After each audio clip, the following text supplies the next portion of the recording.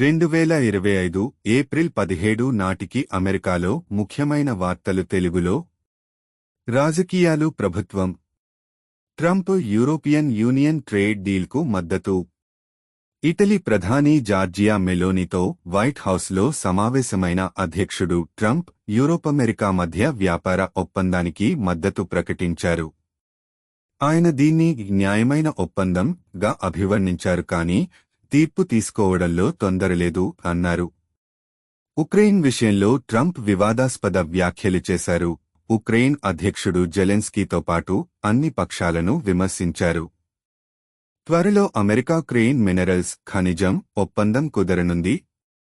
సిఫ్పిబి customer financial protection bureau లో భారీ ఉద్యోగ కోతలు. ట్రంప్ పాలనలో సిఫ్పిబి ఉద్యోగుల సంఖ్యను సుమారు 90% తగ్గించారు.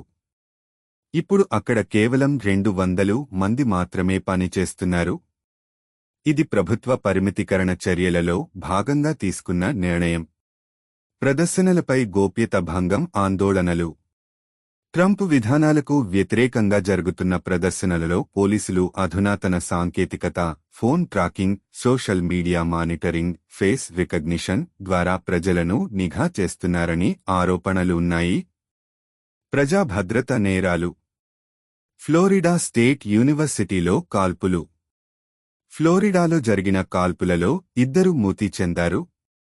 నిందితుడు ఒక లియోన్ కౌంటీ షెరీఫ్ డిప్యూటీ కుమారుడు మసీనియల్ అన్నారు. కాల్పులు అతని తల్లి పూర్వ సర్వీస్ గన్తో జరిగాయని పోలీసులు చెప్పారు. మోటివ్ ఇంకా తెలియలేదు. జార్జియాలో మార్జోరీ టేలర్ గ్రీన్ టౌన్హాల్లో ఆందోళనకారుని తేజర్తో కొట్టడం. ఒక ఆందోళనకారుడు గ్రీన్ సభలో అరుస్తుండగా పోలీసు తేజర్ వాడారు. ఇది ప్రజా వ్యతిరేకతపై పోలీసుల చర్యలపై చర్చను రేకెత్తిస్తోంది. అంతర్జాతీయ సంబంధాలు. అమెరికా టారిఫ్లు గ్లోబల్ ట్రేడ్పై ప్రభావం. ట్రంప్ విధించిన భారీ టారిఫ్లు వలన ప్రపంచ వ్యాపార వృద్ధి మందగించవచ్చని WTO హెచ్చరించింది. అయితే ట్రంప్ ప్రభుత్వం ఈ విధానాలు అమెరికా ఆర్థిక వ్యవస్థకు మేలు చేస్తాయంటోంది.